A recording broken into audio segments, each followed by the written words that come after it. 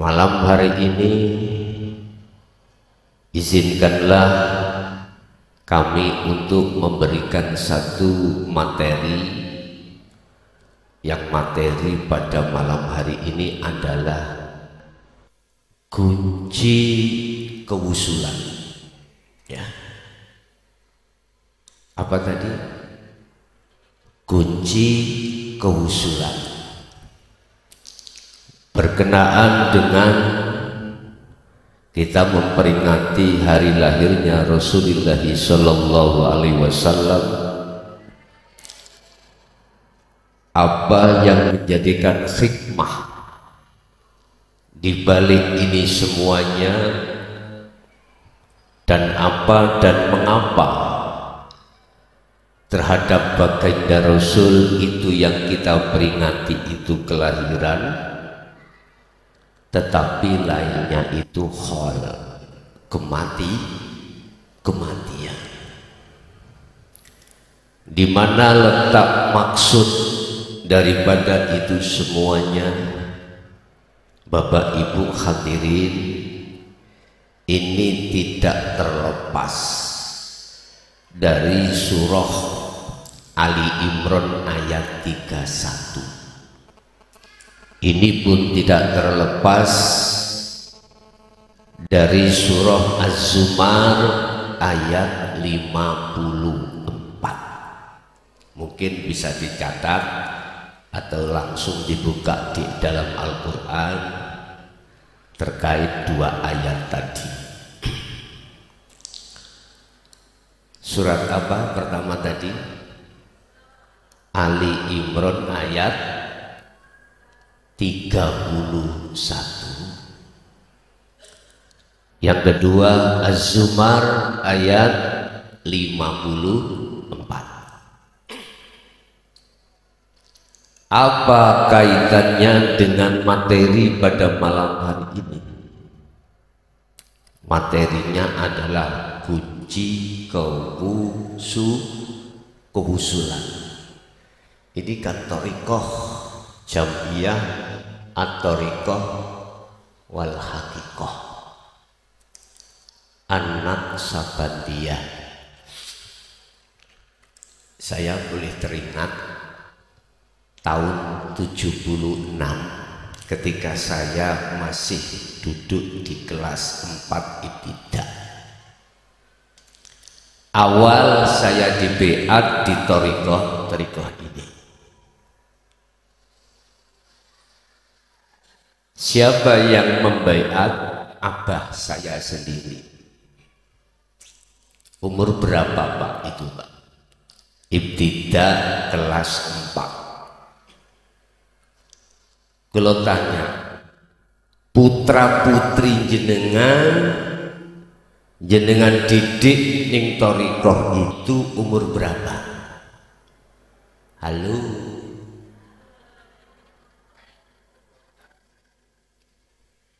Itu zaman dulu Pak. Shallu ala Nabi Muhammad. Apa kaitannya materi ini dengan dua surat dan dua ayat tersebut? Nanti kita bahas.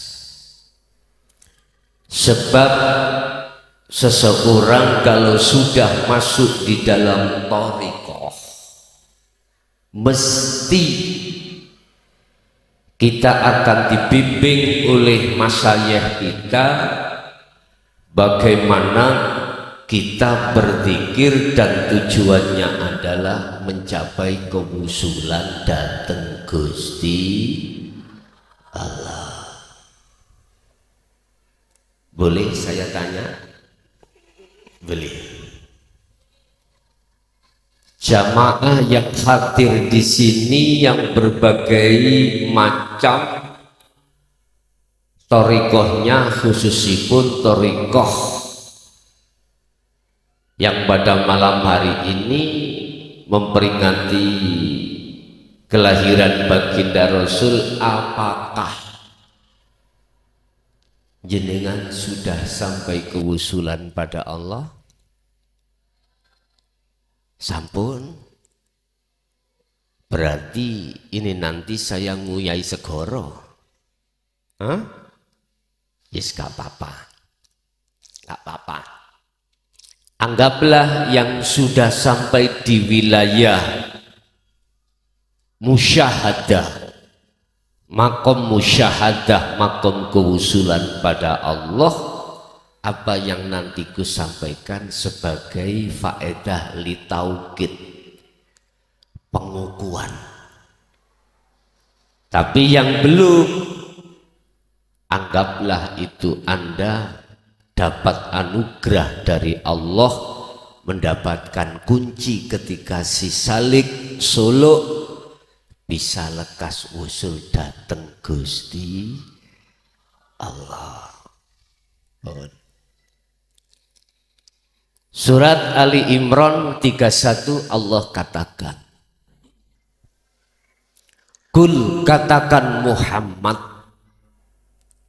Jadi Allah mengutus Rasulullah untuk bersabda.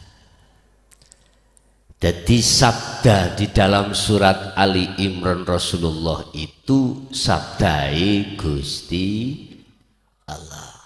Ngeten.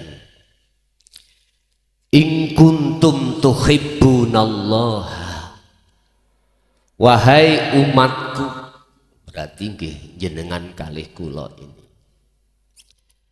Jikalau cintamu ingin diterima oleh Allah, jikalau kau ingin selamat fid dunya wal akhirah, jikalau hatimu ingin damai, apalagi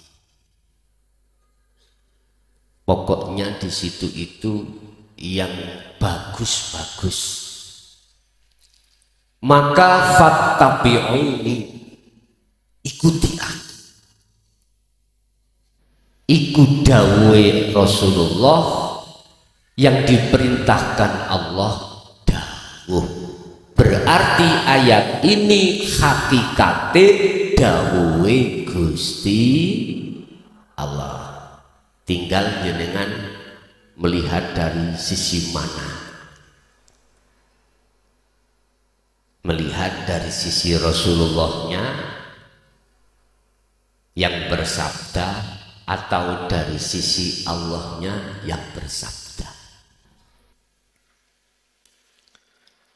Di situ ada istifham Bapak Ibu. Di ayat ini ada satu pertanyaan. Yang pertanyaan ini hanya sepotong dijawab oleh para umat. Apa pertanyaannya? Ya Rasul, saya mengikuti panjenengan itu yang bagaimana? Yang bagaimana? Nyun sewu, kita manungso insan, Allah ciptakan kita disebut manusia itu di samping jasmani juga rohani. Jika ada manusia ada jasmaninya saja tidak ada rohaninya, itu disebut orang mati. Nggih napa mboten? Orang mati. Lah, orang mati itu tidak bisa nyampo-nyampo, tidak bisa bergerak, tidak bisa mendengar, jasadnya ini tidak bisa melihat, dikasih makan pun tidak mau dimakan, dikasih minum tidak diminum. Itulah manusia yang disebut manusia yang mati. Bapak Ibu, Allah sampun dahulu yang jasad itu Allah ciptakan dari saripati tanah, nanti akan kembali ketika saat ila ajalin musamma, pada waktu yang sudah ditentukan, yaitu kematian satu. Nomor dua, Allah ciptakan ruhaniyah. Ini ulama beda pendapat dengan ayat wa nafahtu. Ada yang mengartikan ay khalaqtu, kuciptakan. Ada yang mengatakan wa nafahtu, dan kutiupkan. Wis, iki gak usah berdebat, wis podo bener. Kalau khalaqtu berarti ruh itu diciptakan oleh Allah, tidak dari unsur Allah. Berarti unsurnya dari Nur Muhammad. Mana Nur Muhammad? Wiji sel yang terjadi di dalam hidup. Ada yang berpendapat wa nafahtu itu kutiupkan, berarti unsur dari Allah. Gak usah gegeran sih, sing penting ayo dipahami. Lah, satu contoh, meja di depan saya, anggap saja yang menciptakan saya. Bahasa khalaqtu, kuciptakan, berarti adanya meja itu tidak ada unsur sama sekali dari diri saya. Paku, kayu, lem, dan lain sebagainya, kan nggak ada toh Pak? Nggak ada. Oke. Wa nafahtu, kalau kita tarik dari pendapat yang kedua, kutiupkan ruhku, berarti Allah seakan-akan punya ruh. Bukan itu maksudnya. Apa? Ilmu. Ilmu masuk di dalam sifat ma'ani Allah. Ada 7 Pak ya. Kudrat, iradat, ilmu, hayat, sama, basor, kalam. Sudah jenengan pelajarin ini? Kan ada sifat nafsiyah wujud, sifat salbiyah 5, sifat ma'ani 7, maknawiyah 7. Pun kata tadi ketika aku menciptakan meja, tidak ada ilmu bagi diriku, maka tidak mungkin terjadi persegi 4. Sebab sebelum kuciptakan ini, saya punya kehendak, kekarapan. Apa? Untuk mendapatkan dan menciptakan meja yang berukuran persegi 4, boten persegi panjang. Ini kalau tidak ada ilmu pada diri saya, nggak mungkin akan menghasilkan persegi 4 seperti ini. Saya dipahami? Oke. Allah punya sifat ilmu. Ilmu berarti sifatnya Allah.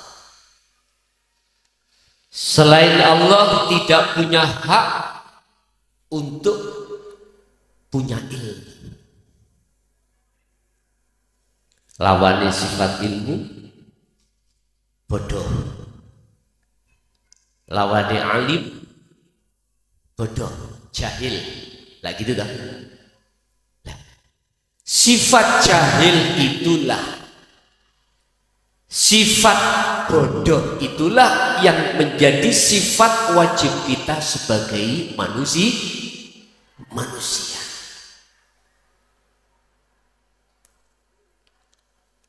Kalem-kalem Pak nggih. Kalem-kalem. Ngentekno waktu berapa jam apa kata Allah nanti. Yang penting paham. Biasanya ngaji ini pinten jam. Halo. Pinten Bu, nyuwune pinten jam? Sak cukupe mawon penak. Nggih. Walaupun ibu 2 sampai 3 jam. Sing penting cukup pembahasan yang nanti. Pun. Terserah kita mengikuti pendapat yang mana, kedua-duanya itu enggak salah. Ini nanti ruh semuanya ketika idza jaa ajaluhum, kembalinya wa inna ilaihi raji'un. Hanya pada Allah. Ruh akan bisa kembali kepada Allah bisalamin aminin, manakala ruh itu ketika saat dia di dunia masih gandeng dengan jasmani, dia estu mengikuti kanjeng Nabi. Ya Rasul, kami mengikuti panjenengan itu yang bagaimana?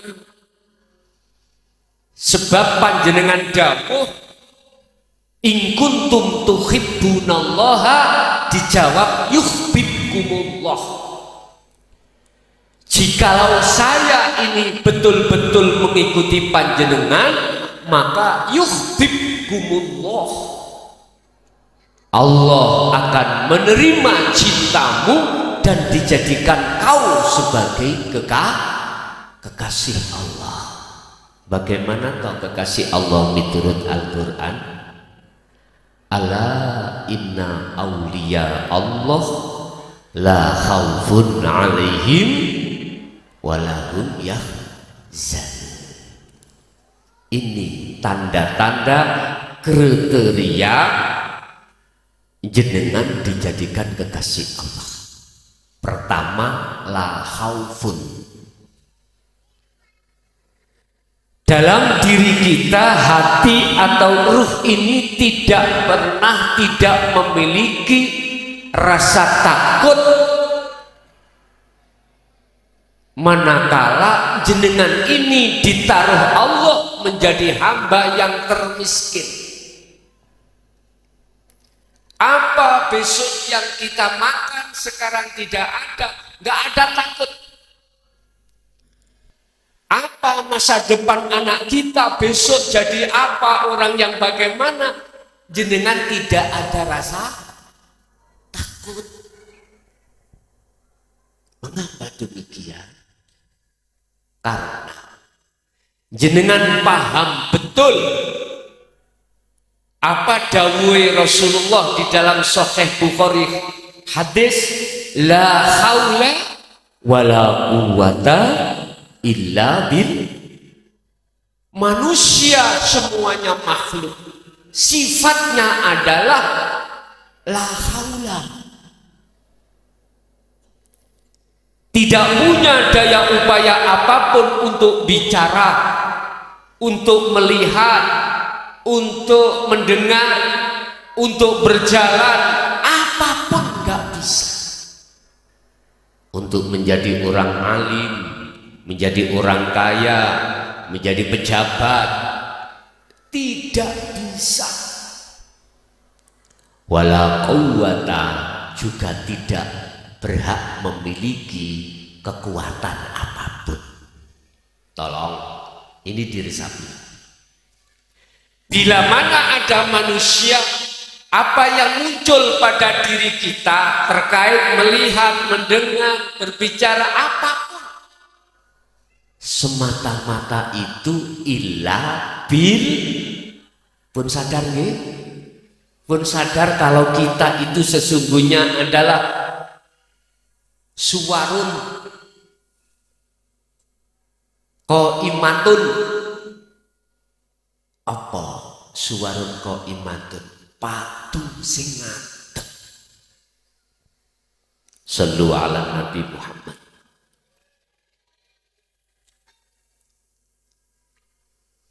Kalau hati sampean itu sudah sadar kalau diri kita makhluk sesungguhnya membawa sifat la haula wala quwata, maka aku yakin apa yang kusampaikan nanti berkenaan dengan ayat 2 ayat mantung jamun gak kerosok 5 jam. Nek 5 jam niku ngene ngarakno kiai cepet bongko. Gawe 5 jam. Sallu ala Nabi Muhammad.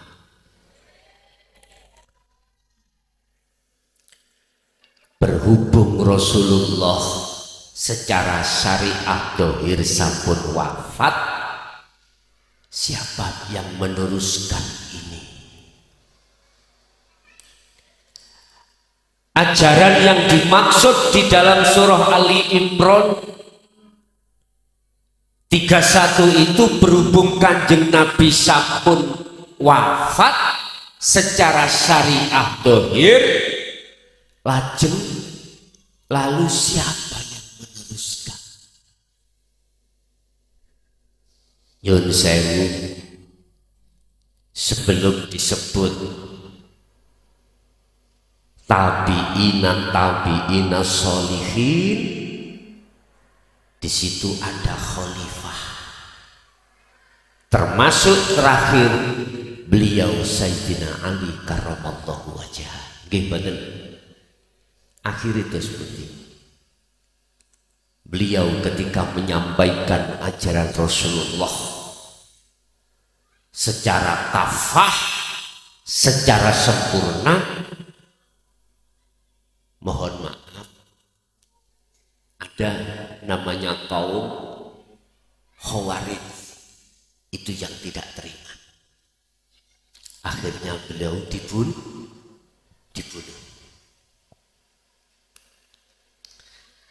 Resiko yang seperti itu tidak menjadikan beliau Sayyidina Ali untuk menyampaikan 2 ilmu karung.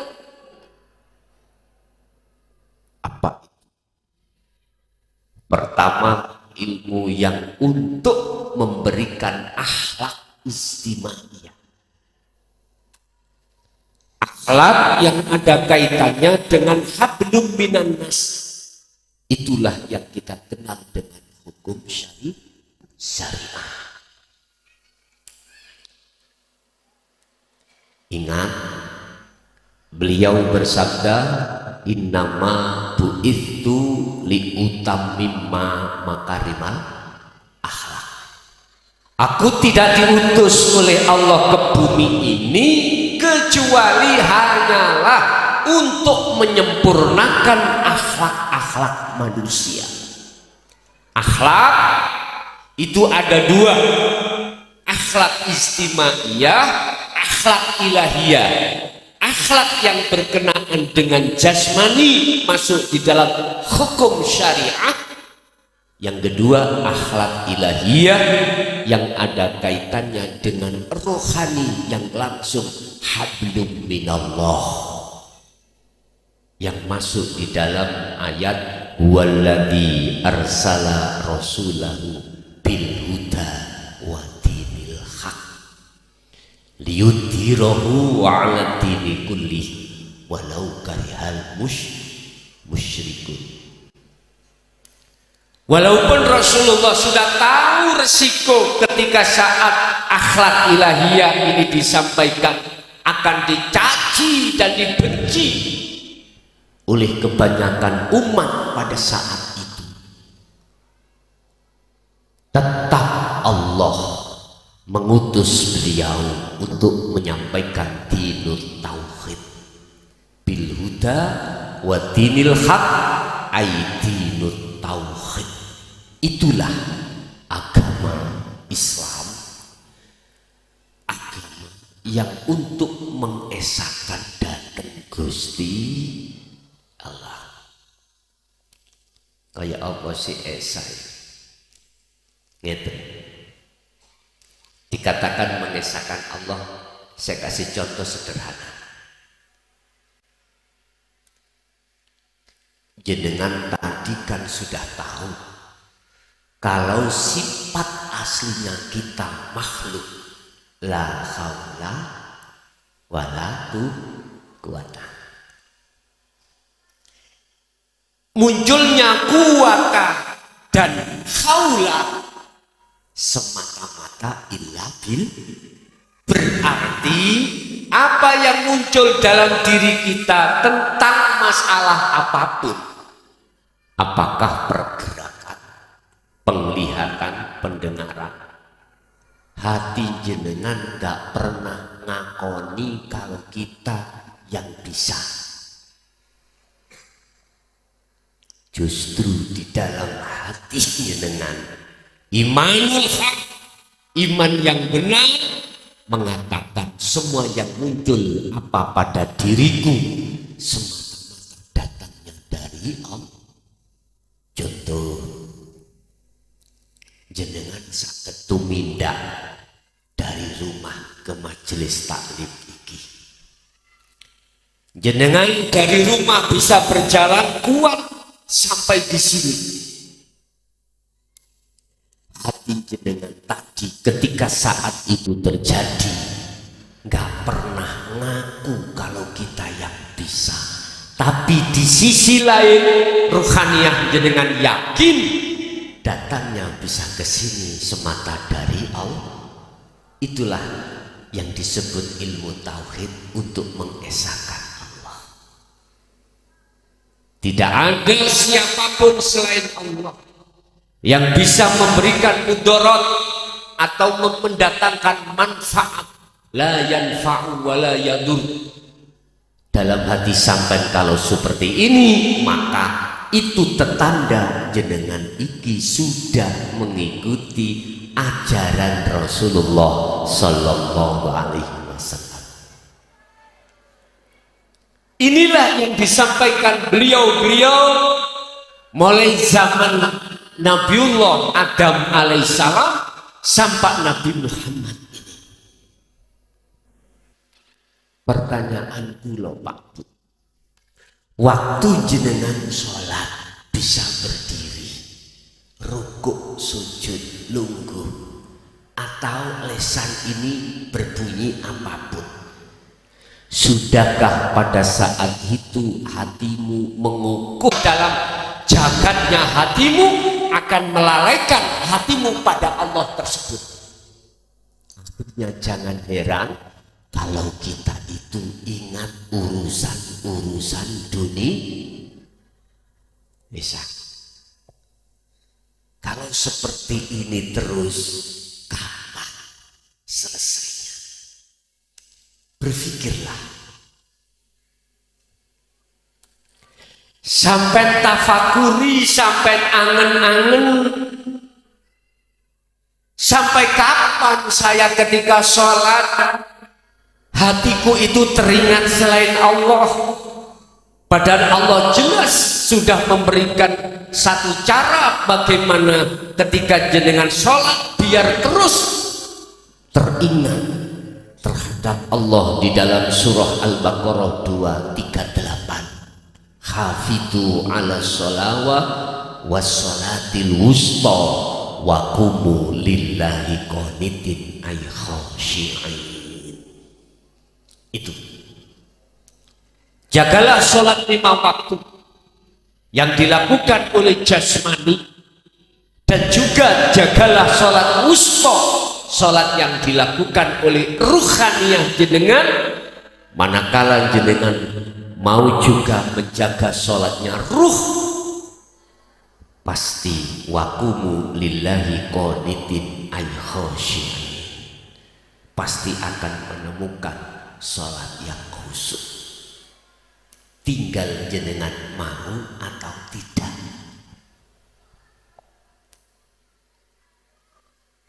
Target definisi daripada khashi'in, khusyuk itu apa?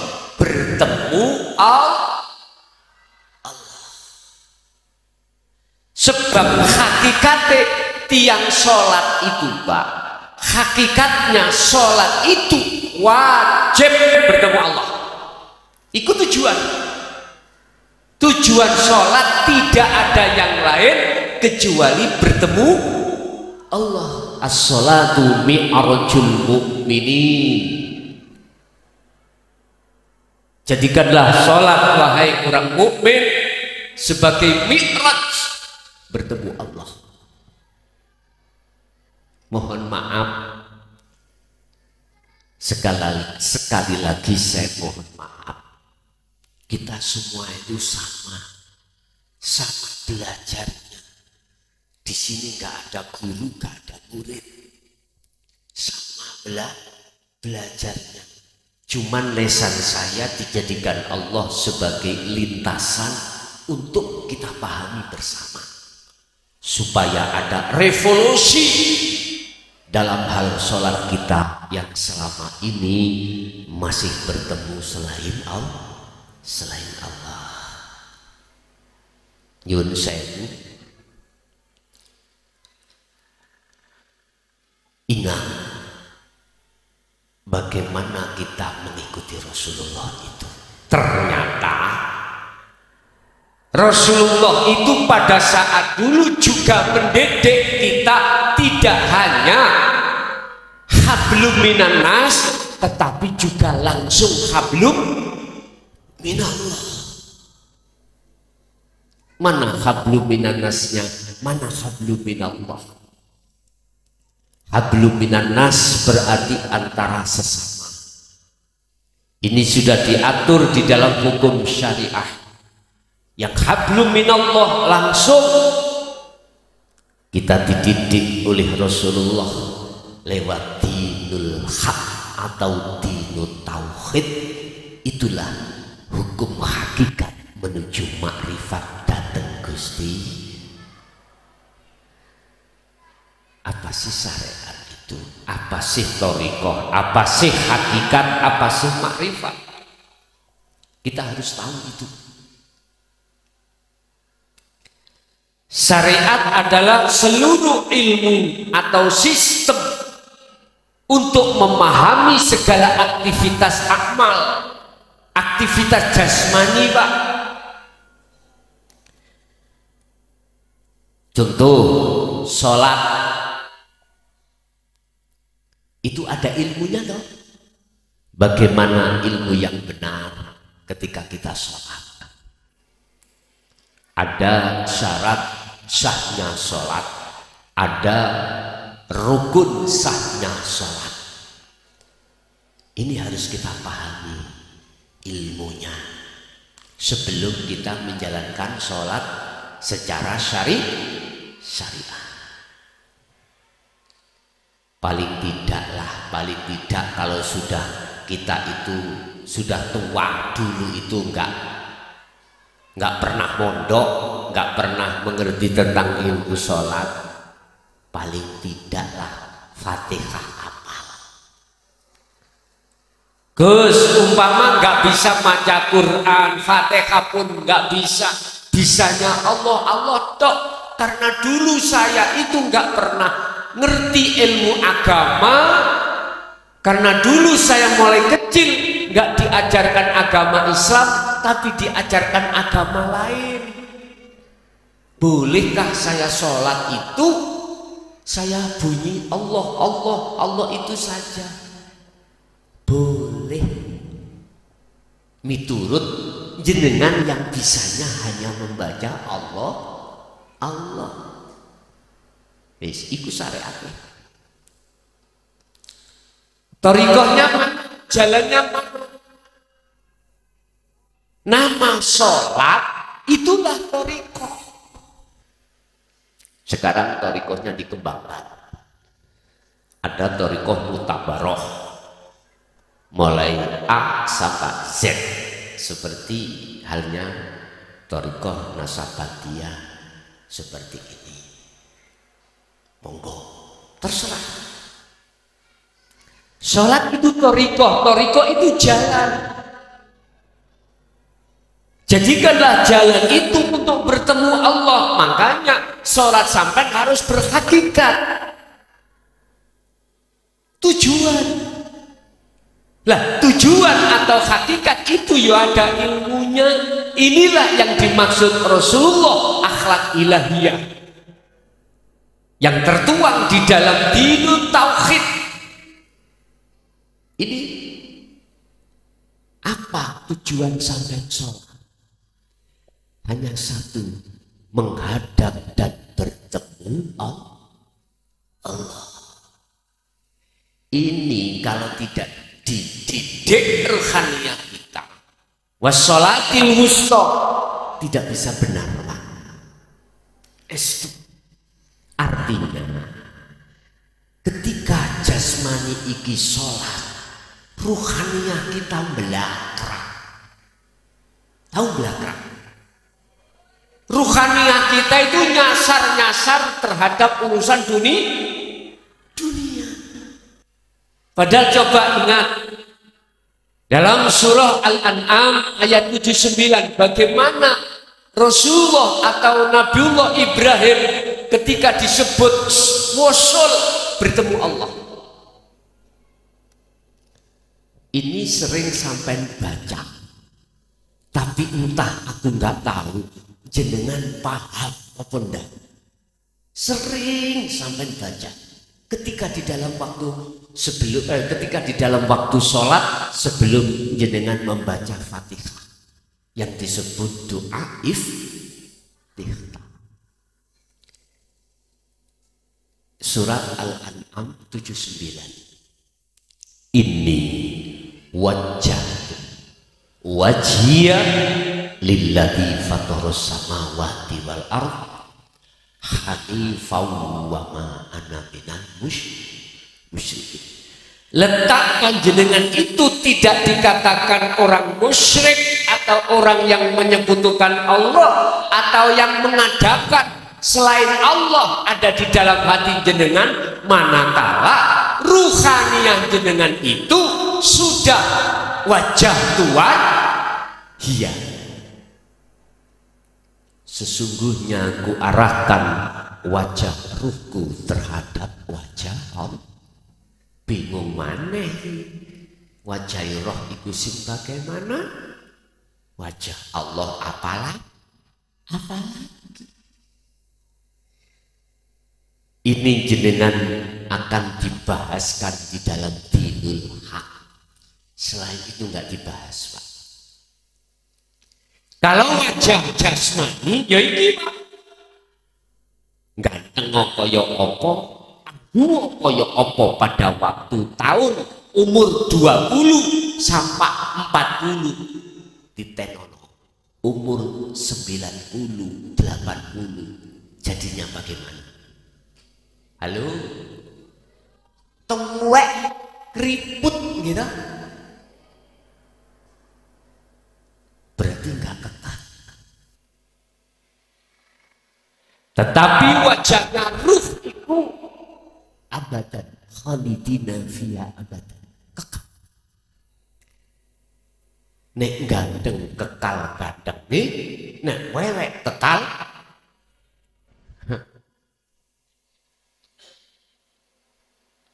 Engko isine ngaji aja didadekno ati gak.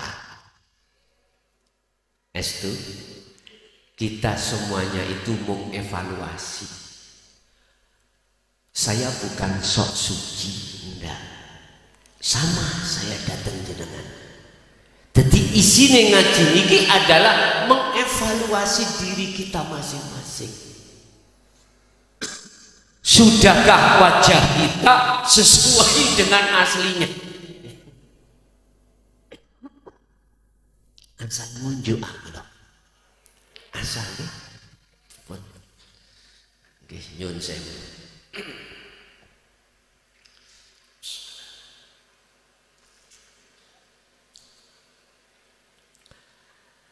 Wajah ruh itu yang bagaimana toba? Yang di dalam surat Al-An'am tadi bisa menghadap pada Allah. Wajah ruh ai imanul haq, iman yang benar. Iman yang benar hanya pada Allah. Umpama jenengan dadi wong alim, ning ngati jenengan gak rumangsa alim, makhluke sing alim iku Gusti.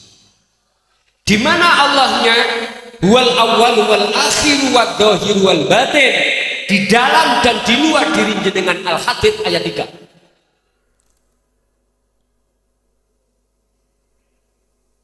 Ini kalau sudah terdidik hati ini dengan ilmu hakikat, ilmu tauhid, mesti kembalinya di situ. Itulah yang ku maksud, ruhaniyah jenengan ini sudah tidak lagi masuk di golongan orang-orang yang menyekutukan Allah.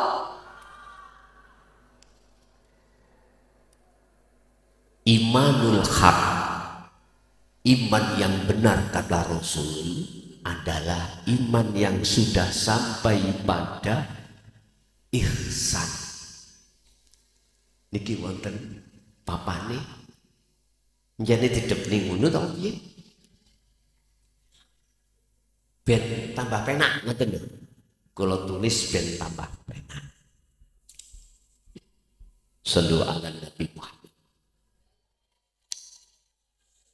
Terus bagaimana caranya kita itu untuk menghiasi ruhaniyah kita, wajah ruhaniyah kita dengan imanul haq?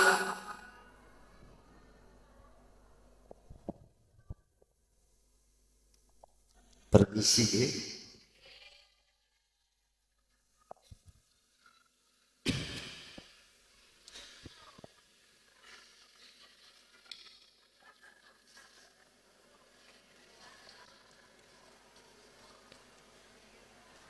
Kelihatan, segini kelihatan.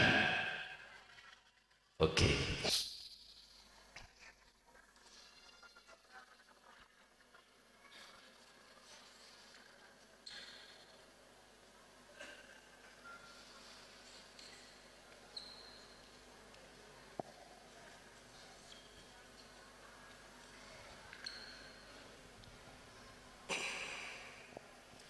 Inilah wajah imanul haq, la syarikalah, iman yang sudah tidak menyekutukan Allah.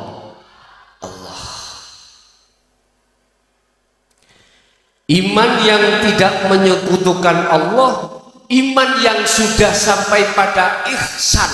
Rasulullah dawuh ketika dengan para sahabat, ada malaikat Jibril rawuh bertanya terhadap Rasulullah Shallallahu Alaihi Wasallam tentang bab ihsan. Ya Rasul, apa sih ihsan itu? Dijawab oleh Rasulullah,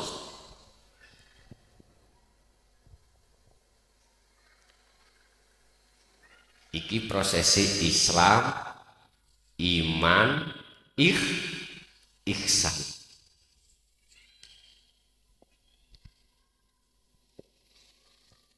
Beliau dawuh anta budallaha ka'annaka tarah. Ketika Anda sholat atau di luar aktivitas sholat, ka'annaka seakan-akan Anda melihat Allah. Mana yang dimaksud seakan-akan Anda melihat Allah? Ketika jenengan sholat itu tidak pernah mengakui berdiriku karena diriku sendiri, tapi berdiriku dalam hati sampai hanya karena Allah. Allahnya di mana? Di dalam dan di luar dirimu.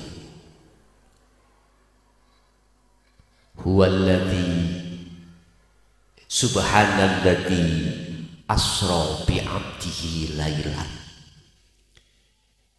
Dialah yang maha suci yang memperjalankan hambanya dari rumah sampai ke sini. Kalau bahasa sholat, dari mulai takbiratul ihram sampai salam. Sampai Allah berani berkata dalam ayat lain, wa nahnu aqrabu ilaihi min hablil warid. Aku, kata Allah, lebih dekat daripada urat nadi, urat leher. Terus dibuka di dalam Al-Baqarah juga 115, fa aina man tuwallu fatamma wajhullah. Dimanapun kau mengarah, di situ ada wajah, di depanmu ada wajah. Yang mana? Lah gak kelihatan nih.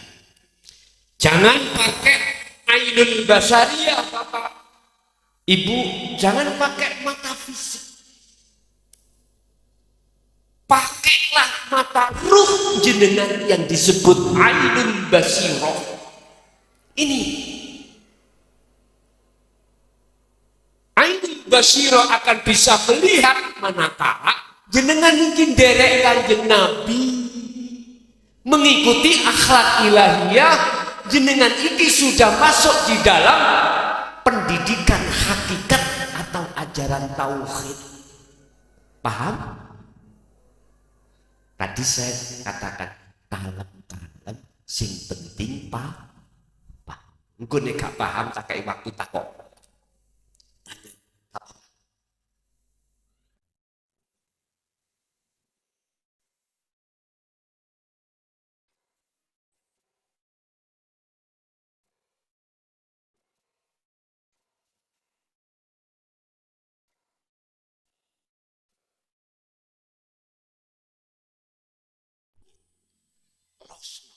Tokno, keluarkan apa yang menjadikan kebingungan jenengan akhirnya nggak paham itu.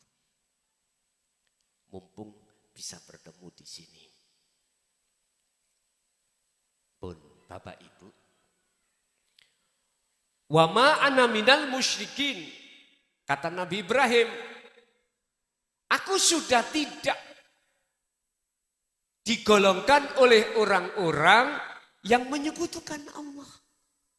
Artinya ruhaniyah sampai kali kula sudah tidak ada iman selain Allah itu bisa, mohon maaf, mendatangkan manfaat atau mudarat.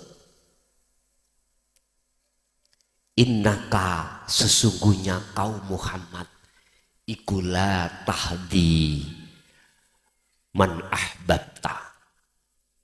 Sesungguhnya kau Muhammad, kata Allah, tidak bisa memberikan petunjuk terhadap orang-orang yang paling dekat pada dirimu, orang yang kau cintai. Tidak bisa. Iki ayat jangan ditarik dari syariat loh Pak, sampai tarik dari tauhidnya, hakikatnya. Nggak jauh berbeda dengan la haula wala quwata illa billah. Aku tanya, Rasulullah itu makhluk napa mboten? Makhluk tak?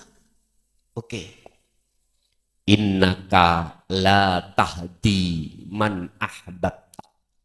Surat apa? Surat apa? Iling? Nggih, mengki saya padosi dhewe. Sesungguhnya kaum Muhammad itu tidak bisa memberikan petunjuk terhadap sekalipun orang dekatmu, orang yang kau cintai.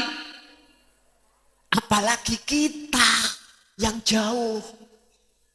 Walakinallaha yahdi may yasha.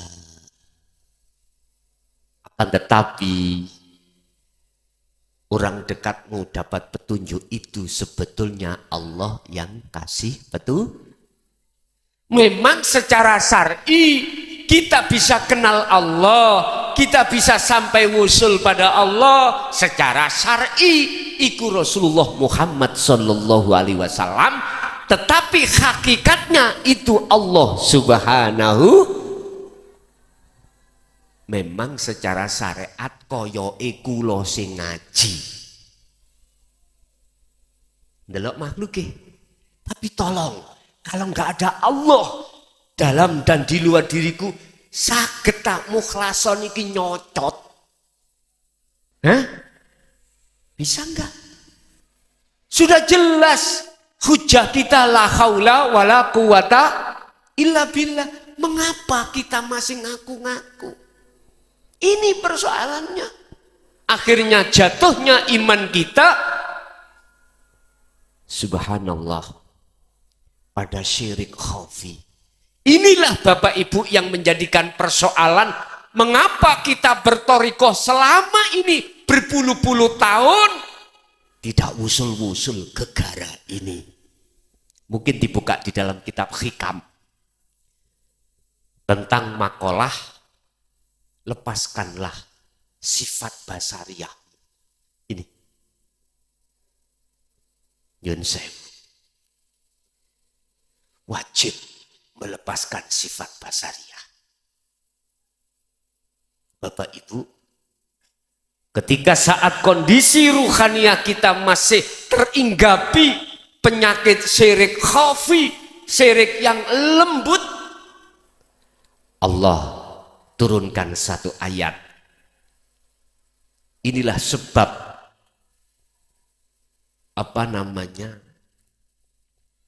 nuzul atau turunnya ayat.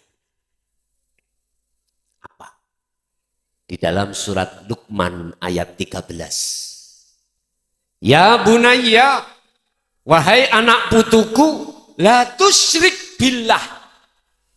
Jangan pernah kau menyekutukan Allah.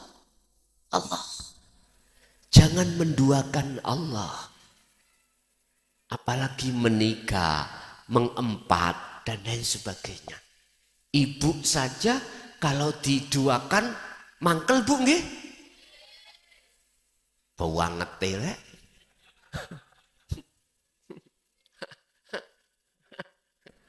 Nggih. Allah itu maha pencemburu. Andai kata Allah gak cemburu, gak kasihan terhadap hambanya, gak mungkin asbabun nuzul munculnya ayat 13 surat Luqman ini terjadi. Gak mungkin. Oleh karena Allah sayang kepada kita, di mana ruhaniah kita setiap saat dan waktu dibelenggu oleh nafsu, akhirnya terjadi syirik khafi. Allah turunkan surat Al-Luqman ayat 13. Wahai anak putuku, janganlah kau menyekutukan Allah. Sebab apa? Inna syirka la zulmun adzim. Sebab syirik di dalam hatimu lah yang menjadikan hatimu buta pada Allah. Sehingga Allahu Akbar, umpama sok ngarep pakai kaos gambar miwon, diwaca miwon. Gitu? Iya. Nggak bisa ruhaniah kita tembus makrifat pada Allah, wusul makrifat pada Allah, nggak bisa. Karena ainul basirah kita, mata hati kita itu telah tertutup dengan sesuatu yang disebut sebagai syirik khafi. Fi qulubihim maradun fazadahumullahu marada. Dalam ayat lain disebut marad, penyakit. Penyakit itu kalau tidak lekas kita operasi, maka tidak lekas sembuh, malah bertambah. Apa? Akhirnya munculnya hasud, munculnya riya, munculnya takabur, sum'ah, dan lain sebagainya.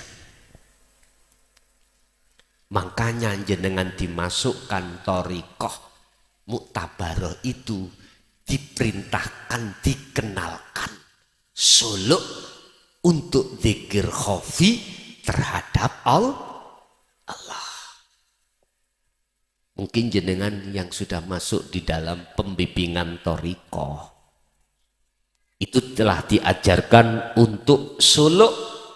membaca zikir 1 hari 1 malam, zikir khafi. Kalau zaman kula dulu tahun 76 iku abah memberikan len jumlah iku 20.000 1 hari 1 malam. Jadi dalam hati terus Allah, Allah, Allah, Allah. Sampai di mana jenengan kalau itu sampai watifahkan, itu sampai istiqomahkan. Wadhkur isma rabbika bukrata wa asila. Nah, mulai pagi sampai sore, wa minal lail, malam pun juga, mohon maaf. Jangan heran kalau nantinya kalau ruhaniyah hati sampai ditarik Allah di zona di mana dalam alam mukasyafah mendengarkan cagak iki zikir Pak. Nggih. Wedang mau diunjuk berzikir. Nasi mau kita makan berzikir. Gak sempatlah kau berani untuk memakan. Akhirnya kurus dirimu. Orang kurus itu macam dua Pak. Ada kurus karena dia berzikir terus nang Allah. Ada kurus karena memang ditinggal pergi. Mikir sampai guru. Inilah nanti jenengan akan mengawali muraqabah gendeng nang Gusti Allah. Wis Bu, sampean pilih. Pengen duwe bojo gendeng nang Allah apa gendeng nang bojone wong? Jelas Allah toh. Wis tepat pilihan jenengan ini sudah tepat. Sebagai proses kita dikenalkanlah namanya dzikir khafi, di mana keluar masuk harus dijaga, harus membaca Allah, Allah terus tanpa henti. Oleh karena ini sudah terbiasa, jenengan nggak usah ngomong dzikir, gak iso leren Pak, ati ki dzikir gak iso leren. Apalagi kalau sudah dimasukkan alam kasyaf. Waduh. Subhanallah. Di situ kita masuk dalam alam malakut, ketemulah para malaikat. Ruhaniyah. Jadi kliwar-kliwere malaikat Israel sing jabut nyawa ngerti. Sok kadang takok. Jenengan jeng teng pundi? Pamanmu kurang 2 dino tak jupuk. Lu paman sakit. Jam piro Israel iki lho. Jam 09.00. Nggih. Ngerti? Malaikat. Jadi malaikat kliwar-kliwar bandau no Israel sampai nggih semerap. Ini kalau jenengan itu sudah dimasukkan Allah di alam mukasyafah, di alam malakut. Akhirnya jenengan sanjang bicara, kasih tahu kepada bebek, "Bek, paman ning ndi?" Lu alah nak, Dek, kuwi gak eruh ana rumah sakit. Sakit apa, Bek? Gak iso ngentut. Nemel nggih penyakitnya nggak bisa ngentut. Inilah kadang-kadang itu dibuka rahasia ini. Bek, saya kasih tahu ya. Percaya silakan, gak percaya silakan. Apa? Paman 2 hari lagi akan diambil oleh Allah jam 9. Lekas bawa pulang. Nanti biar tidak ada biaya rumah sakit menghantarkan ambulan. Iso-iso ayamu. Menelo. Besok itu dokternya sudah datang operasi. Ya Allah Pak Bu, ngoten niku gak sida datang.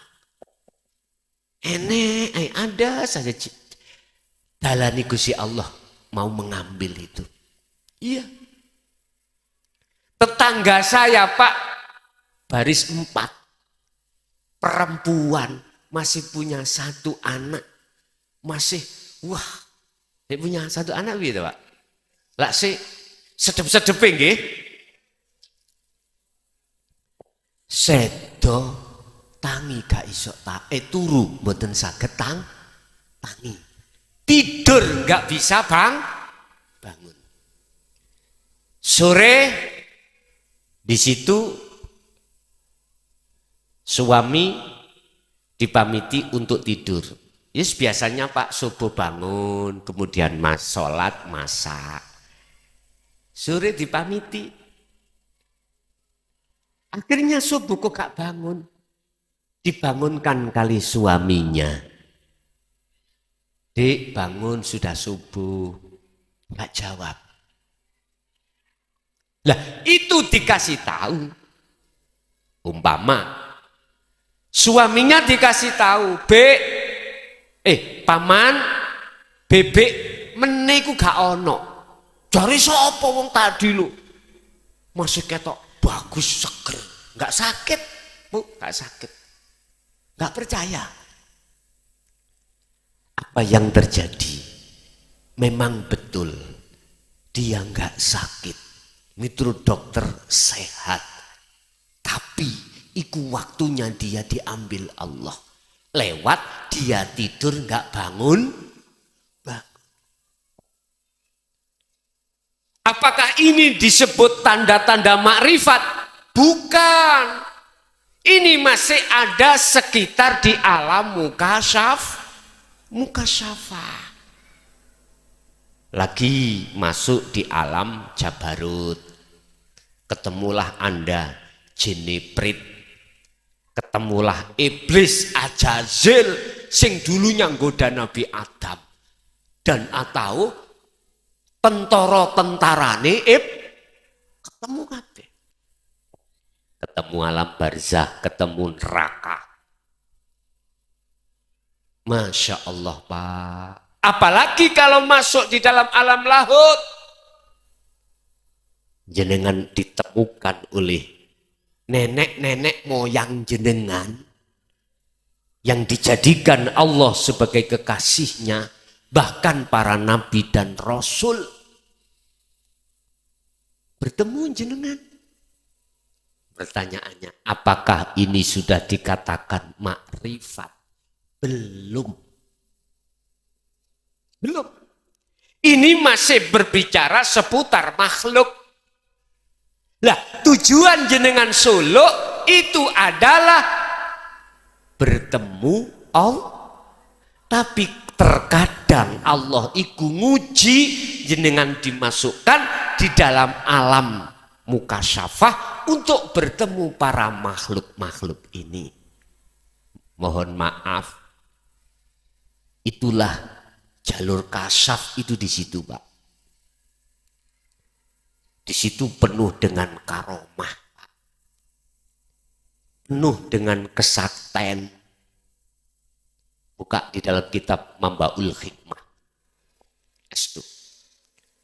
Orang kasyaf itu ya, sampak-sampak dia tahu apa isi di dalam hati orang lain. Karena adanya khatir yang membisiki jenengan kali kula bahwasanya kerenteke atine orang itu bla bla bla bla bla. Begitu. Apakah itu sudah dikatakan sebagai kekasih Allah, wali? Belum. Ampun salah faham jenengan. Kembalilah kepada Al-Quran. Tarkibe kekasih Allah. Ala inna awliya Allah. 2. La khaufun alaihim walahum yahzanun. Bila mana beliau sudah di sini, kok ya beliau itu dibonusi Allah. Jalur karomah di alam mukasyafah itu haknya Allah. Sing jelas jalur mukasyafah itu bukan, tidak bisa dijadikan sebagai ukuran apakah itu kekasih Allah atau bukan. Nggak bisa. Nyun sewu Pak, waline Gusti Allah sing wakeh iku gak dikasih. Kasat itu tidak kasih. Bisa jadi dia menjadi pedagang, petani, pejabat. Intinya orang lain tidak tahu. Inilah penerus Rasulullah yang disebut guru akhirat, yang disebut tabi'ina sholihin. Beliau-beliau inilah. Kadang-kadang Pak Bu dia itu tukang golek rosokan. Makanya jangan gampang kita menilai orang. Estu. Siapa tahu itu kekasih Allah.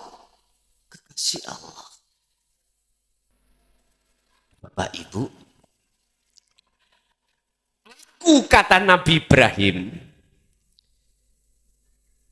bisanya menjadi golongan yang tidak menyekutukan Allah karena ini wajah tuat, ya, robitoh jenengan, penghadapan ruhaniyah sampai ikut datang Allah, bukan selain Allah. Ini loh Pak. Halo, pandang ke sini. Inilah. Jangan kau maksud udara. Jangan kau maksud oksigen. Salah. Dan ini di mana-mana dan tidak kemana-mana. Terus bagaimana caranya saya bisa bertemu ini? Yang Allah katakan laisa kamislihi syai'un. Tidak bisa kau serupakan dengan apapun, tidak bisa kau sebut dengan sebutan apapun.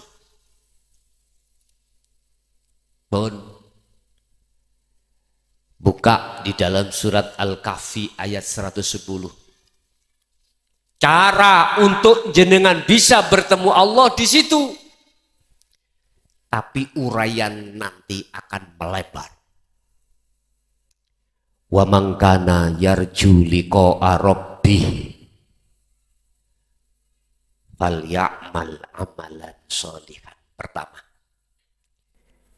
jikalau di antara panjenengan ingin bertemu Tuhannya, yaitu Allah yang kita sebut secara syariah, lakukan perbuatan yang baik. Perbuatan yang baik yang mana? Yang dimaksud amalun solihun. Fal ya'mal amalan solihan. Mana? Apakah yang ada kaitannya dengan hablum minan nas? Ataukah justru yang hablum minallah?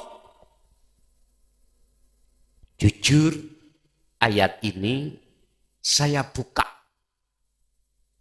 Hablum minallah. Kalau hablum minallah, urusannya ruhaniyah. Bagaimana yang dimaksud ruhaniyah yang amalan solihan? Mungkin jenengan bisa melihat di dalam kitab Al-Hikam. Siji makalah Syekh Ibnu Athaillah itu dawuh. Mpun ningali Ibnu Athaillah. Husnul a'mal utawi bagus-baguse akmal. Akmal itu hal-hal yang berkenaan dengan jasmani, Pak.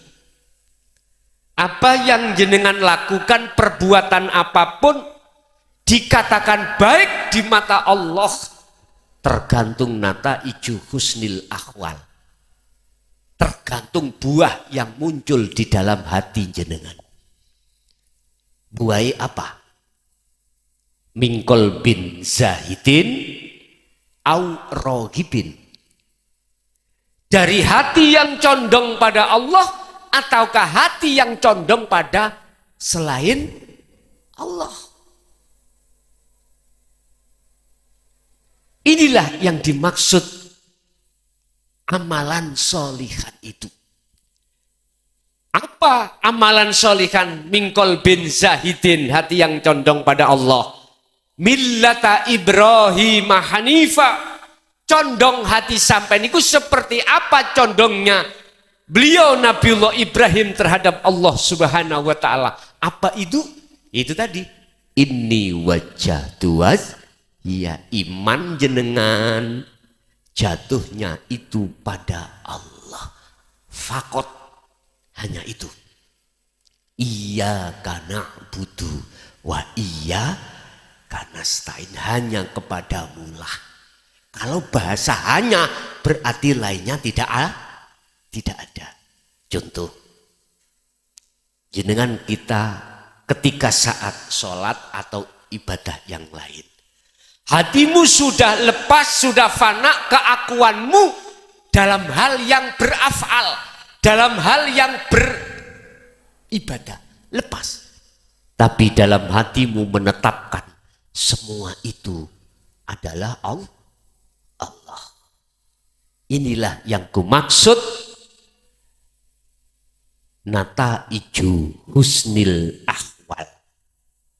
Buah apa keadaan hatimu ketika beramal itu condong pada Allah. Ini syarat pertama, sampean harus ini. Lah bukanya ini, hati sampean itu bisanya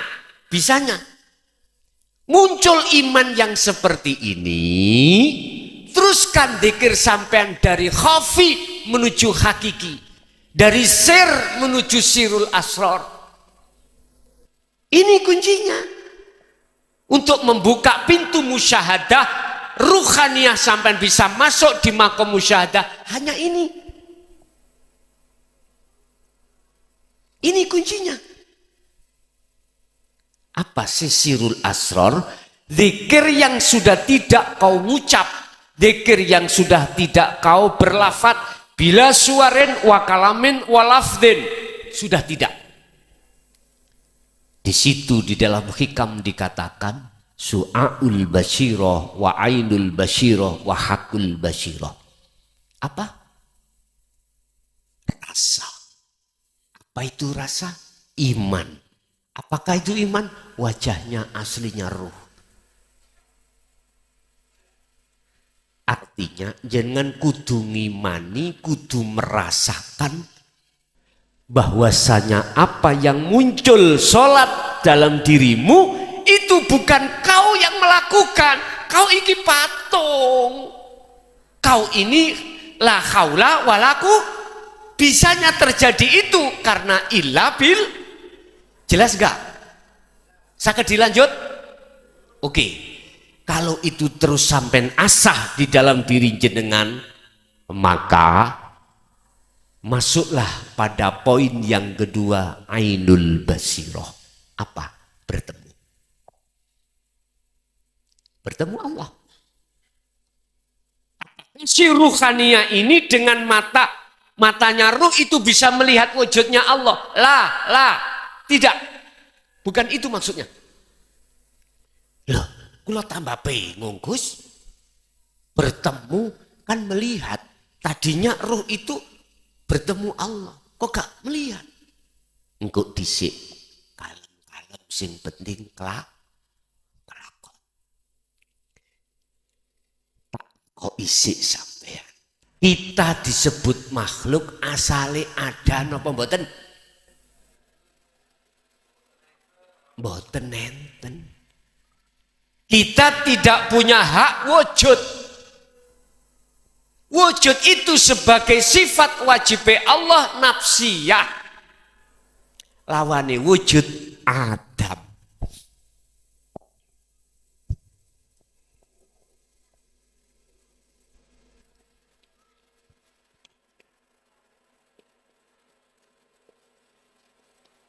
Artinya tidak ada. Aslinya kita itu tidak ada. Lah adanya kita sebab diadakan yang ada.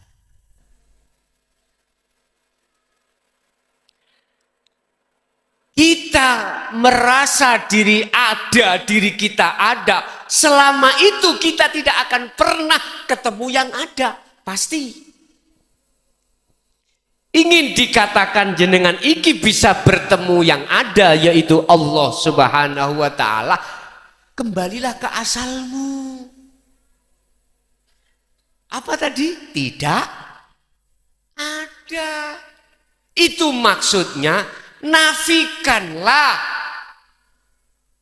selain Allah di dalam dirimu, termasuk dirimu.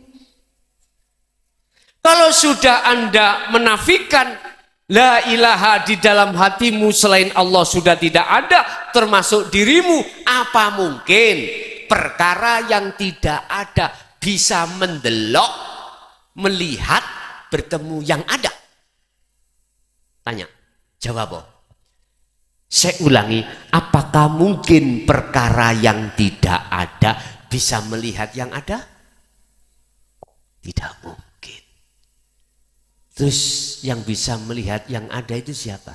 Loh, yang berarti artinya wusul bertemu Allah, la ibsyarun wa mubasyarun wa basyarun, yang tadinya disebut ruh si salik nuju wusul itu fana, mata untuk melihat yo fana, nama Allah iku fana. Itulah ahad yang Allah katakan laisa kamislihi, yo ini. Sambung badan? Wis gak apa-apa, bingung ngosik.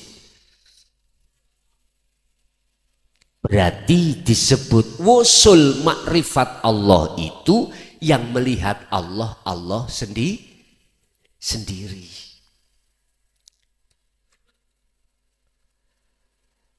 Inilah perilaku fal ya'mal amalan sholihan untuk bisa bertemu Allah.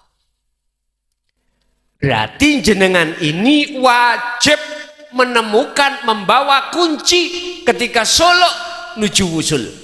Wajib. Berarti zikir sampean harus meningkat dari la ilaha illallah, la ilaha illallah, sekarang la ilaha illa anta. Jikalau itu sudah masuk, maka yang terakhir la ilaha illa ana. Apakah Rasulullah menyampaikan ini? Iya. Bukti. Ilmiah harus bisa dibuktikan. Buka di dalam surat Al-Anbiya ayat 25. Ini bukti bahwasannya dulu Rasulullah menyampaikan tentang hal ini. Tapi mengapa setelah zaman Sayyidina Ali sampai tahun 2014 kemarin terkesan ditutup-tutupi atau disembunyikan? Semua itu semata-mata karena diteror terus oleh kaum Khawarij. Paham? Sekarang 2023. Mulai sejak 2014 lah bermunculan para guru-guru akhirat, para penerus Rasulullah di jalur hakikat. Supaya umat ini betul-betul mendapatkan rahmat sampai ke makrifat. Muhammad wa ma arsalnaka illa rahmatan lil, aku gak mengutus kaum Muhammad ke dunia kecuali membawa rahmat segenap artinya jenengan sing asali gak cetonang Gusti Allah, asali tidak tahu tentang Allah ben ngerti tentang Gusti. Nah, iman sampean kali gulo yang asalnya itu iman terhadap selain Allah, biar benar imannya hanya pada Allah. Itu maksudnya. Bapak Ibu, apa syarat kedua? Wala yusrik bi ibadati rabbih ahada. Al-Kahfi ayat 110. Syarat yang kedua untuk bisa bertemu pada Allah, janganlah kau menyekutukan Allah ketika kau beribadah. Artinya tak sederhanakan ayat ini dengan bahasa sederhana, gampang dipaham. Saudara-saudara saya yang ada di sini, jenengan kalau sholat jangan ingat selain itu maksudnya. Jikalau hatiku ketika sholat teringat pasar, berarti pasarkulah Tuhanku. Sepur.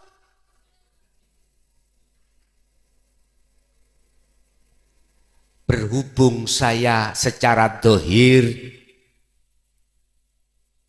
kerja saya sebagai belantik wedhus, belantik kambing. Tadi sudah Pak, domba saya laku 3 juta. Ada orang menawar, Gus berapa Gus? Udah 3 juta. Ditawar langsung ditumbas, dibeli. Maghrib sholat, Allahu Akbar, mangkekno 3,5 rek. Telu ditebak langsung gak dianu. Berarti pangeran kuat. Hakikat bukan syariat.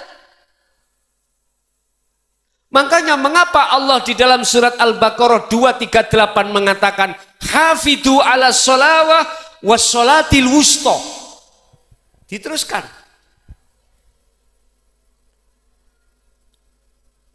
Was sholawah juga was sholati wusta.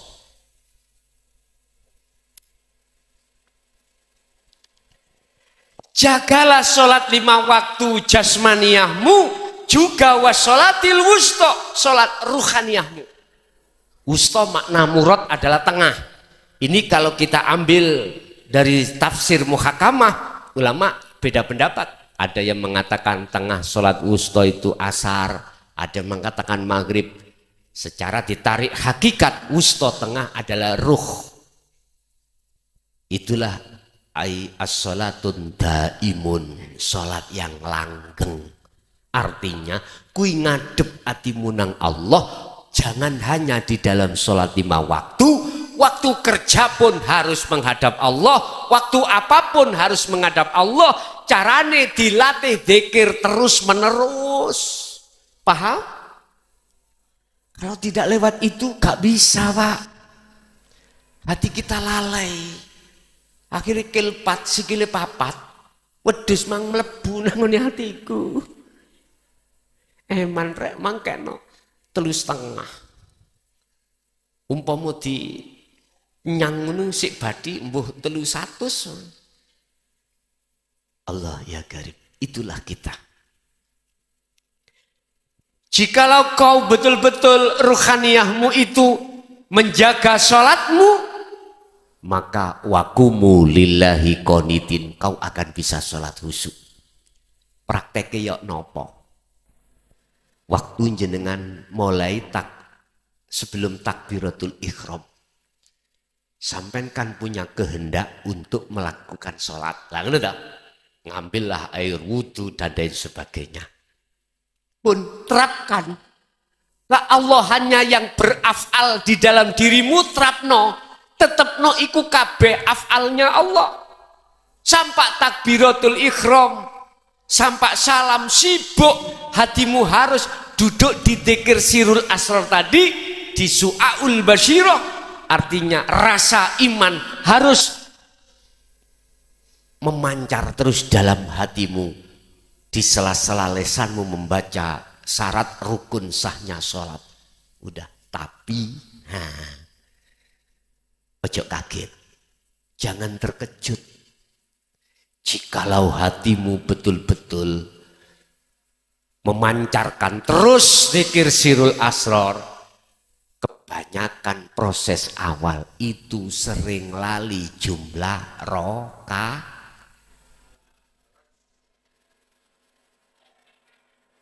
Lah terus bagaimana kalau seperti itu? Ya ojo jadi imam. Kalau kau jadi imam di musala masjid, makmummu sing bingung. Sering-sering membaca subhanallah, subhanallah, ngilingkan. Wis jadi makmum aja. Gak apa-apa untuk melatih. Wa minal laili fasjud lahu fasabbihu lailan tawilan. Kalau malam jangan tedung blekok keterokan. Aja turu wae. Tangiyo tahajud sujudo nang Allah, dikira sing kula maksud tadi sebagai kunci kewusulan pada Allah, lakukan lailan tawilan dengan malam yang panjang.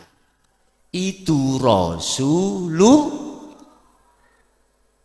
Jenengan tiru sak mampu-mampune Pak Bu. Wala yusyrik bi ibadati rabbi ahada. Jangan sekali kau itu menyekutukan Allah ketika Anda itu melakukan ibadah itu. Melakukan amalia. Wis iku sarate. Ker ana loro ingin bertemu Allah. Pertanyaannya, Gus, kula niki nasabe gak jelas. Dulu katanya saya lahir itu bapake Salome.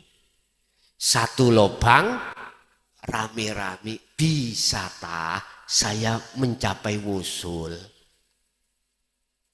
Nyun sewu Pak. Allah kalau menghendaki umat hambanya yang bagaimanapun statusnya, sakit mboten? Sakit. Jangan pernah jenengan pesimis gara-gara nasab. Jangan. Latar belakang. Jangan. Ingat, Allah dulu dengan sekarang sama. In arada syai'an ayyakula lahu kun. Kalau takok Allah biyen sampai saiki padha mboten. Innallaha ala kulli syai'in qadir. Sebab ada yang dawuh nyeleneh ngeten Pak.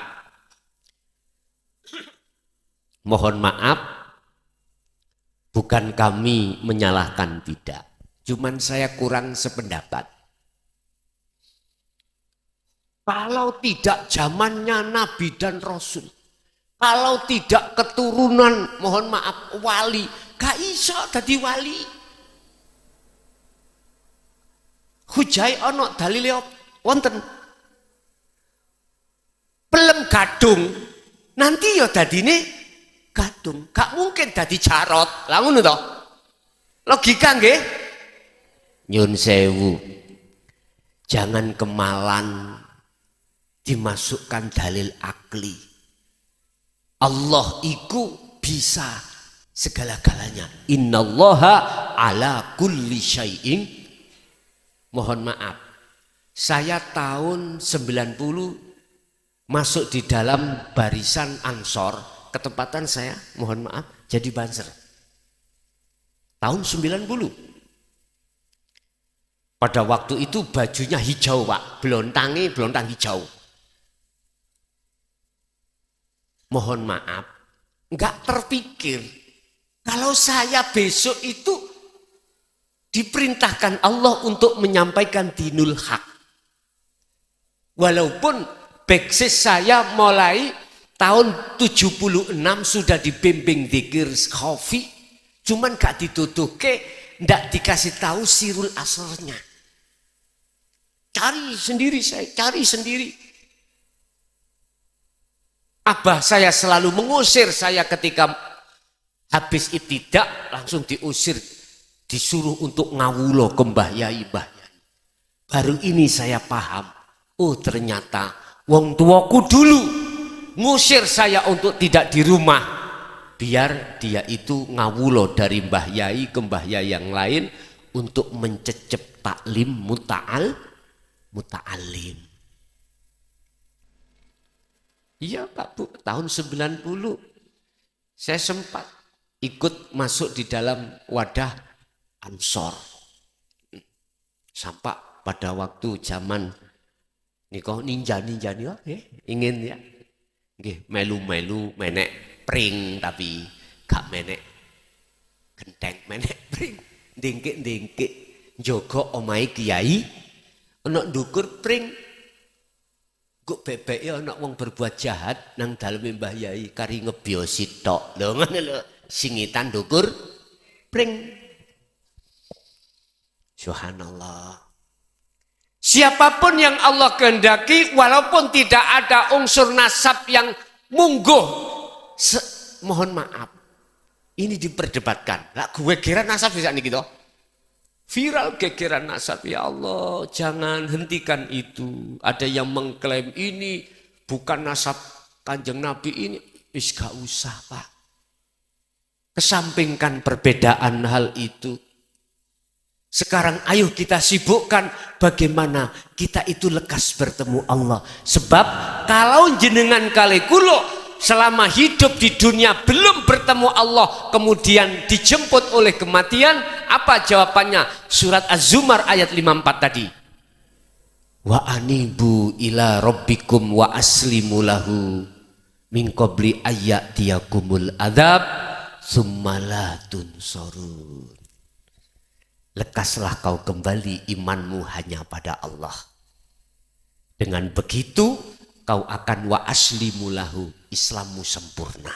Syariat thariqat hakikat makrifat. Lakukan itu min qabli ayyatiyakumul adzab, sebelum datangnya kematian. Jikalau kau tidak mau lekas melaksanakan, tsumma la tunsurun, tidak akan mendapatkan pertolongan Allah. Jadi ketika ruh iki mau mati, kok ruh sing mati, jasad mati, ruh mboten mati, kembali kepada Allah, masuk dalam lobangan gelap. Gelap.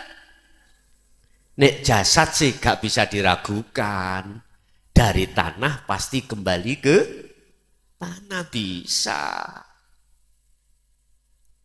Tetangga yang ngurus, anak yang mengurus, saudara yang mengurus, sampai dihantar ke liang lahat.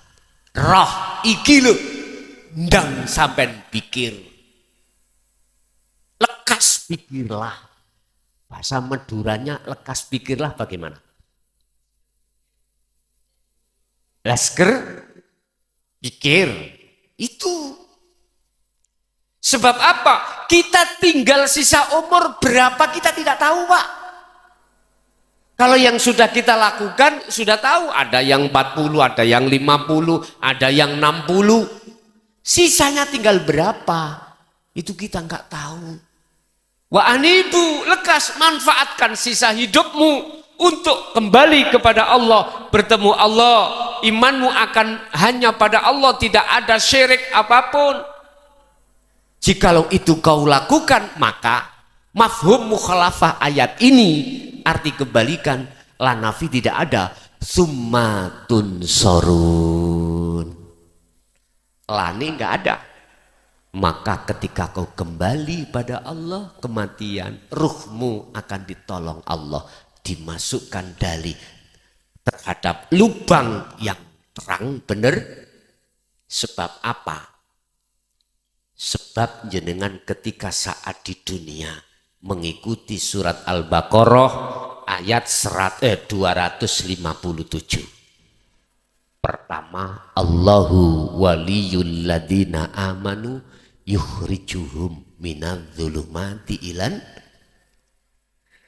Ketika hatimu hanya beriman pada Allah dan Allah kau jadikan sebagai penolong satu-satunya, maka kau akan dibebaskan dari alam gelap menuju alam terang.